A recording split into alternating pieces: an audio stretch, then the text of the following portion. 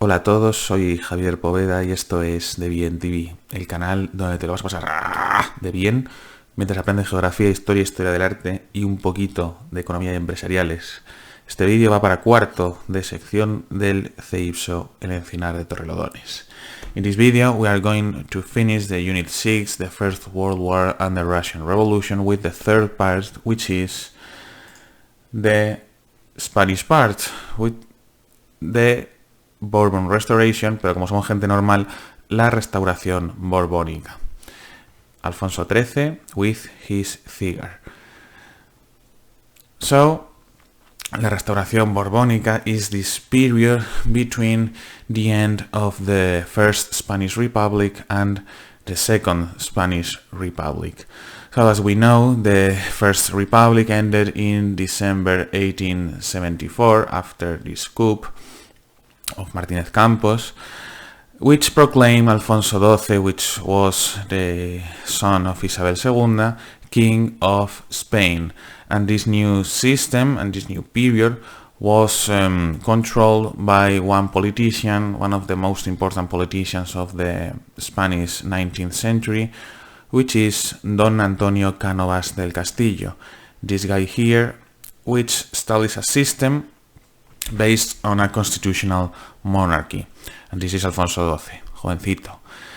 So, Alfonso XII started to reign, and first he was married to his cousin here, María de las Mercedes, and he was a lot in love with her, but she died very early. But, let's see this. First, the reigns of Alfonso XII and his second wife, Maria Cristina, with her regency. So in this period there was a lot of political stability and the economy grew, and all of this happened because of the establishment of the canovist system, el sistema canovista, based on the following features. A new constitution, the Constitution of 1876, which established a constitutional monarchy and shared sovereignty between the monarch and the Cortes and the parliament. And after the year 1890, the universal male suffrage was reestablished. In this system, there was a bipartisanship, el bipartidismo, que no sé por qué no lo he traducido, which is a system of two alternating political parties. We have the Conservative Party and the Liberal Party. The Conservative one was led by Antonio Cánovas del Castillo, and the liberals were led by Práxedes Mateo Sagasta, Cánovas y Sagasta. And also el caciquismo, we already studied that, and el caciquismo was a system in rural areas which allowed elections to be manipulated, so they had the result of the elections guaranteed. So they chose first the party who was going to rule, the winner of the elections, and after that the elections were fixed. Using this, using the caciques, which were these powerful people in the rural areas, who impressed or convinced the people to vote for the one they wanted to. In addition to this, there was some opposition to this canovist system from the Republicans, the anarchists, and the socialists. Why? Because they were excluded from this system, because they could never win the election. And also by the nationalist and regionalist people and political parties from País Vasco, Catalunya, Galicia, and Andalucía, and also from the Carlists, because they were defeated by Alfonso XII, yet they still opposed this system. Alfonso XII was the one who defeated the Carlists after the Third Carlist War in 1876. So Alfonso XII died in 1885, very young, and Cánovas and Sagasta had to sign el Pacto del Pardo, which is an agreement to support the regency of the wife of Alfonso XII, María Cristina de Austria-Habsburgo, which was his second wife, and to alternate periods of power between them by manipulating the elections. This is also called the turnismo. o sea, turnarse. First the conservatives, later the liberals, and then the conservatives again, and again, and again, and again. And she was the regent because when Alfonso XII died, she was pregnant of his son, the future Alfonso XIII. And Alfonso XIII came to age in the year 1902 when he was 16 years old, so he became king. But until that time, the head of state was María Cristina. This is Cánovas and this is Sagasta. And this is a cartoon of El Pacto del Pardo, in which this is an allegory of Spain, and both of them, Sagasta and Cánovas, are pulling from her. And this is Alfonso XII with his second wife, María Cristina de Habsburgo, and this is the Queen Regent with Alfonso XIII, very, very young. The death of Alfonso XII in 1885, pobrecito, and María Cristina swearing the 1876 constitution after el Pacto del Pardo. This is the monument in El Retiro, que aquí seguro que iréis con la parienta o el pariente algún domingo a ver los patos. En el monumento Alfonso XII, vaya, vamos a decirlo en castellano, que es que me está dando ya grima. So, this is also the period in which regionalism and nationalism arose in Spain. This was a response to the centralism of the cannabis system, which, as you know, they defended their particular characteristics of each one's region. We have the Catalans in Catalunya, which originated in 1891 with Prat de la Riba, who wrote Las Bases de Manresa, in which he called for the Catalan autonomy, and later in 1901, la Lliga Regionalista de Catalunya, founded by Francesc Cambó. The Basque nationalism, el nacionalismo vasco, they wanted the independence of el País Vasco, las Vascongadas, Euskadi, and in 1895, the most important figure of this nationalism, Sabino Arana, this guy here, founded el PNV, el Partido Nacionalista Vasco, que sigue existiendo al día de hoy. And finally, the Galician nationalism, this one was way less important, but they fought for the Galician identity. And in 1890, la Asociación Regionalista Gallega was formed. Very easy, this part.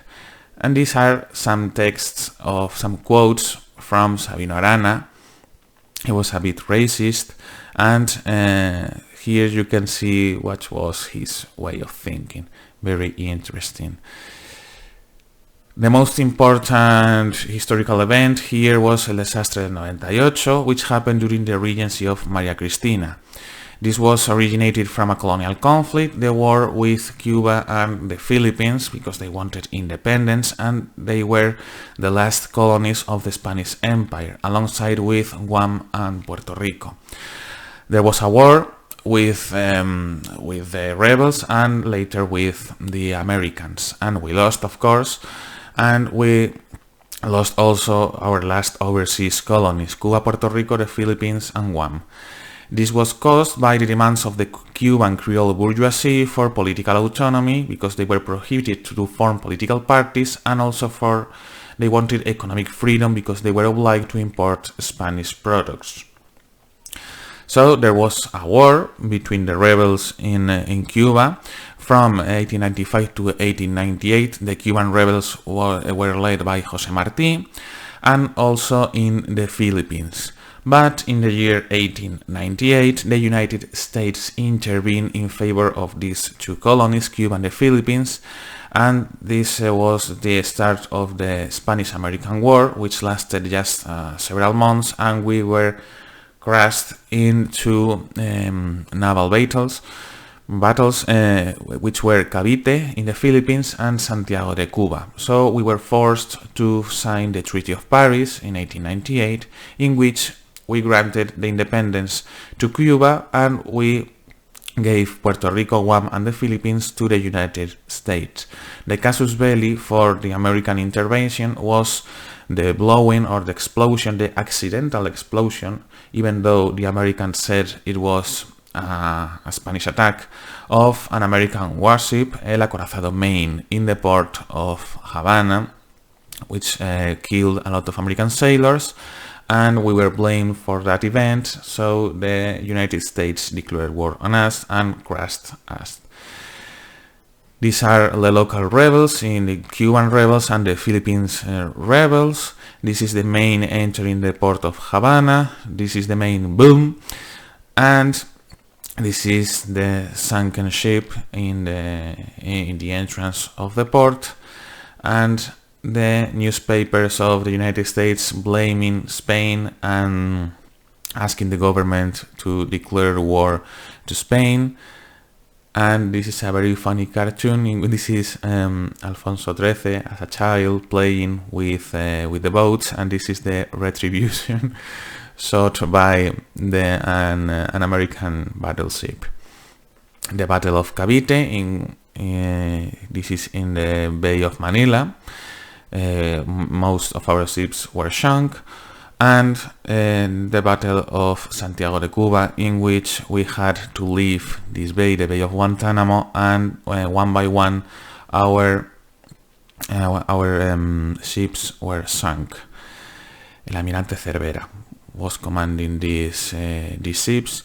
Y aquí tengo que decir una cosa, porque es que hace unos años le quitaron la calle en Barcelona a el señor Cervera porque dijo la alcaldesa que era un fascista. Ahí lo dejo. Así es, este es el nivel de la clase política.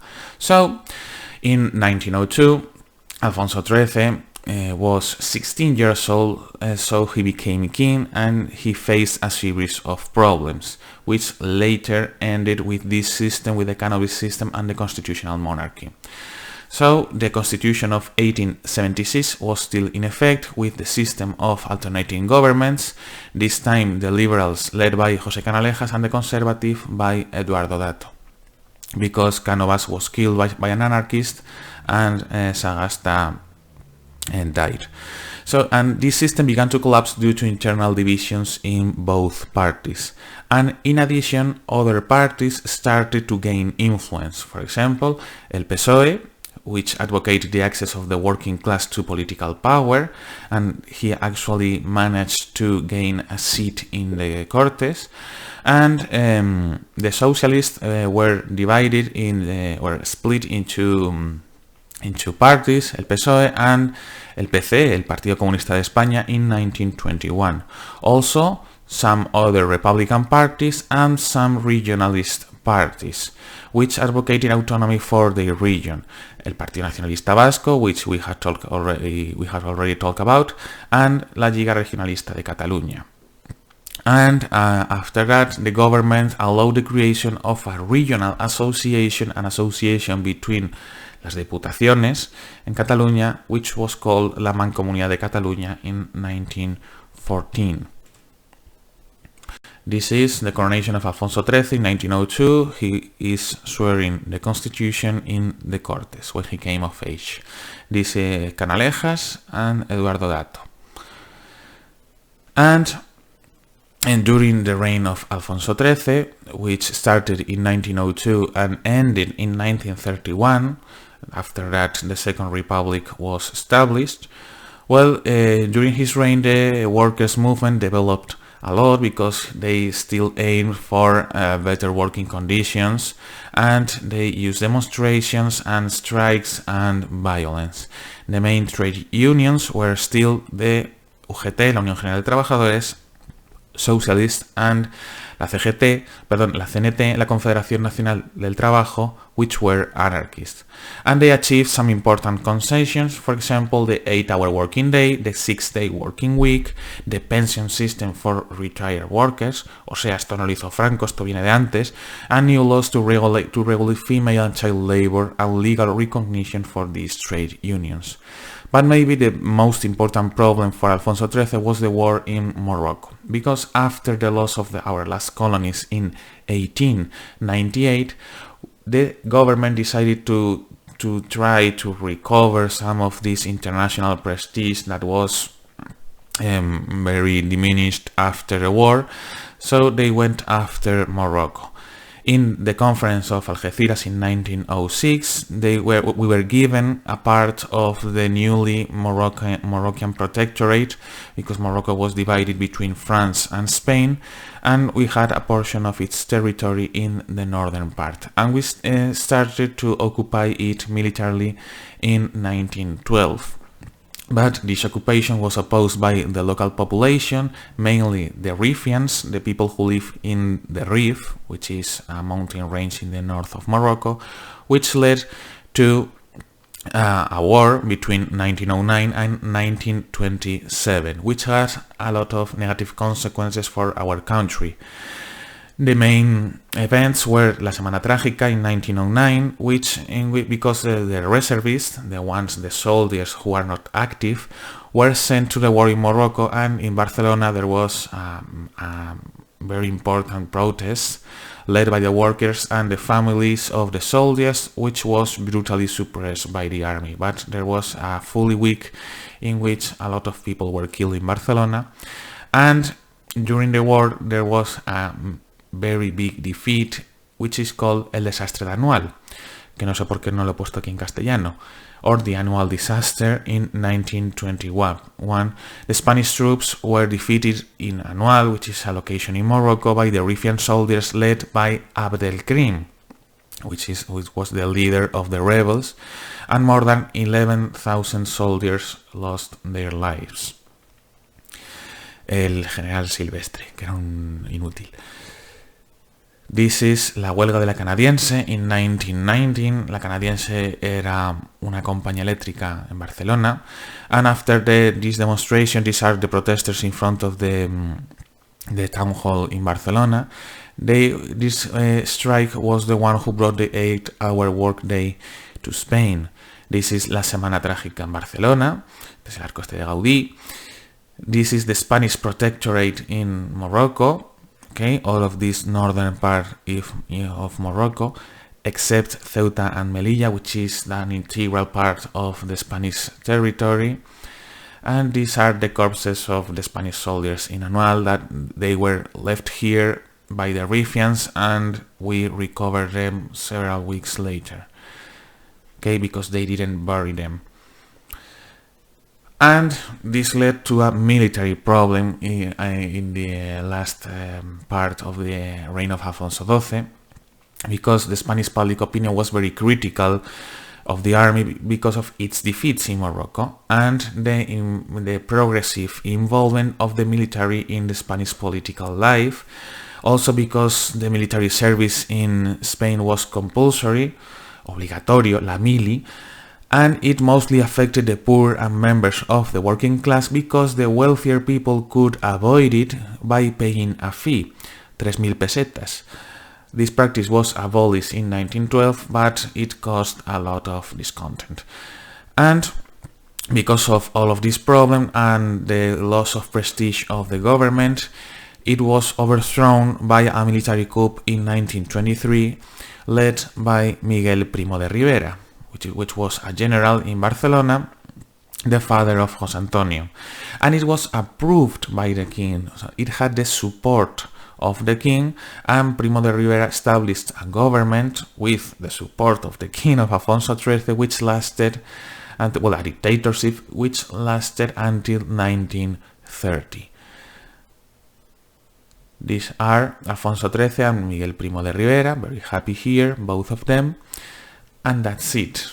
And here some of the artistic movements of this period: Fauvism with Matisse, Cubism with Picasso, La Señorita d'Avignon, the painting with which the Cubism started, and Expressionism with El Grito de Munch, or Kandinsky, which later will be an abstract painter, Marcel Duchamp, que estaba de la olla. This is the fountain, and this is a new descending a staircase, which is Futurism and Dadaism. And this is the end this is the murder of Canalejas in front of a library in La Puerta del Sol.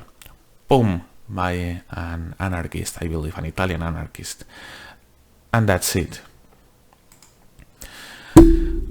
Bueno, pues con este vídeo terminamos la unidad 6 y una vez más cometiendo ese crimen moral que es dar la historia de España en inglés. Espero que os haya ayudado. Cualquier cosa ya sabéis que me podéis preguntar por Aula Virtual o por cualquiera de mis redes sociales, ya sea Instagram o ya sea, bueno, el Twitch, aunque ya no lo uso. Y me despido con una frase fantástica de Cánovas que dice: son españoles los que no pueden ser otra cosa. Que esto lo dijo a propósito de la redacción de la Constitución de 1876, cuando se intentaba definir qué era la nacionalidad española. Como podéis ver, nuestros problemas vienen de antiguo. Muchas gracias como siempre por estar ahí y nos vemos en el próximo.